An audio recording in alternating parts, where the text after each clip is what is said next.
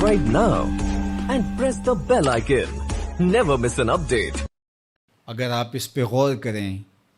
تو آداب معاشرت کا خلاصہ ہے یہ حدیث۔ آقا کریم نے ارشاد فرمایا اتنی دیر تک کوئی شخص کامل مومن نہیں ہو سکتا جب تک وہ اپنے مومن بھائی کے لیے وہ پسند نہ کرے جو اپنے لیے پسند کرتا ہے۔ ایک اچھا معاشرہ تشکیل دینے کے لیے آپ کو کوئی رہنما اصول چاہیے گا تو اس سے بہتر آپ کو کوئی اصول نہیں ملے گا۔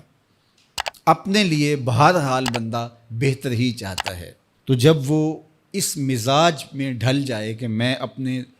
مومن بھائی کے لیے، اپنے معاشرے کے دوسرے افراد کے لیے بھی وہی چاہوں گا، تو پھر مجھے بتاؤ کہ معاشرے کے اندر پھیلتی ہوئی روحانی بیماریاں،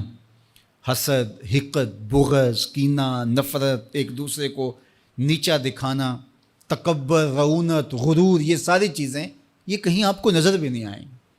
صرف اسی حدیث کو اپنا امام بنا لیا جائے اور اپنا منشور حیات مان لیا جائے۔ محمد بن حنفیہ رضی اللہ تعالیٰ عنہ حضرت علی المرتضیٰ رضی اللہ تعالیٰ عنہ کے فرزند ہیں، لیکن حضرت سیدہ فاطمہ الزہرا سلام اللہ علیہا سے نہیں ہیں، اور حضرت امام حسن رضی اللہ تعالیٰ عنہ حضور علیہ الصلوۃ والسلام کے نواسے، تو بھائی آپس میں، تو دونوں میں کسی معاملے میں شکر رنجی ہو جاتی ہے۔ شکر رنجی جس رنج میں مٹھاس ہو، شکر ہو، میٹھی ناراضگی، کوئی بغض حسد پہ مشتمل ناراضگی نہیں۔ تو حضرت محمد بن حنفیہ ایک دن بیٹھے تو سوچا کہ وہ میرے عمر میں بھی بڑے بھائی ہیں، اور پھر دوسری بات یہ ہے کہ وہ رسول خدا کی بیٹی کے بیٹے ہیں، ان کا یہ اعزاز ہے، بہرحال مجھے تو یہ اعزاز نہیں ہے، پھر جوانان جنت کے سردار بھی ہیں، تو میں ان سے ناراض ہوں، وہ میرے سے ناراض ہیں، تو بات بھی کوئی اتنی خاص نہیں، تو اب دن بھی 3 گزر رہے ہیں، چلو میں ان کو راضی کر لیتا ہوں۔ تو گھر سے نکلے ان کو راضی کرنے کے لیے، تو واپس آ گئے راستے سے، کاغذ لیا اور اس کے اوپر اپنے بھائی کے نام مکتوب لکھا کہ میں آپ کو راضی کرنے کے لیے گھر سے نکلا تھا،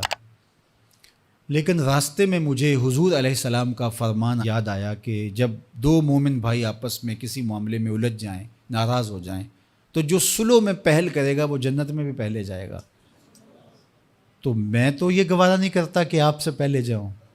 تو میں ناراض ہوں، آپ آئیں اور مجھے منائیں۔ تو حضرت امام حسن نے خط پڑھا اور مسکرانے لگے، اور آپ تیزی کے ساتھ تشریف لائے اور اپنے بھائی کو کہا اچھا مان جاؤ پھر، تو وہ مننے کے لیے تو پہلے ہی تیار تھے نا۔ تو جب آپ اپنے مومن بھائی کے لیے وہ پسند کریں گے جو اپنے لیے پسند کرتے ہیں، تو پھر زندگی گزارنے کا مزہ آنے لگے گا۔ نفس روکتا ہے یہ چیز میرے پاس ہے اس کے پاس نہ ہو، یہ اعزاز میرے پاس ہے اس کے پاس نہ ہو، اور اس کی ایک اپنی لذت ہے اور وہ مادی لذت ہے، اور ایک ہے باطن کی روح کی لذت۔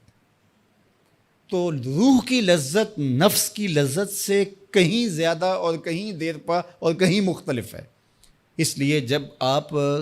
قربانی دیتے ہیں، ایثار کرتے ہیں یا کسی کو ترجیح دیتے ہیں، تو اس کی جو روحانی لذت ہے، آپ کو بھوک لگی ہوئی ہے، تو آپ کو ایک روٹی مل گئی ہے، تو آپ کو ایک ایسا شخص نظر آیا جو آپ سے بھی زیادہ بھوکا ہے، اور آپ کسی نمائش کے لیے نہیں، محض اللہ کے رضا کے لیے اس کو روٹی دے کر کے دیکھیں، خود بھوک کاٹ کے دیکھیں، وہ مرغن کھانوں میں سرور نہیں آئے گا جو اس بھوک میں لطف آپ کو آئے گا۔ تو حضور علیہ السلام کا یہ فرمان اپنے عمل کا حصہ بنا لیں، اور اپنے بھائیوں سے، جو خونی رشتے سے جڑے ہوئے بھائی ہیں، وہاں سے شروع ہو کر کے پورے معاشرے کے اندر اس کا عملی نفاذ کریں۔ آپ کو اتنا سرور آئے گا اور باطن میں اتنا نور آئے گا، اور اس قدر معاشرے میں خوبصورتی کی بنیاد پڑے گی۔ اور اگر ہم آج اس حدیث کو اپنے لیے خضر راہ بنا لیں تو یہ اس پہ عمل کرنا کوئی مشکل نہیں ہے۔ یہ آپ ابھی سے جب اٹھیں گے تو اپنے ساتھ والے کو ترجیح دے دیں گے کہ پہلے یہ گزر جائے، تو ابھی سے شروع ہو جائے گا یہ کام۔ تو یہ آپ گھر میں اپنے بچوں کے ساتھ، اپنی بیوی کے ساتھ، روزمرہ کی زندگی میں جہاں ملازمت کر رہے ہیں، کاروبار کر رہے ہیں، جن دوستوں کے ساتھ کھیل رہے ہیں، حتیٰ کہ تو یہ وہ چیز ہے کہ اس کا آغاز عمل سے پہلے سوچوں سے شروع ہو جاتا ہے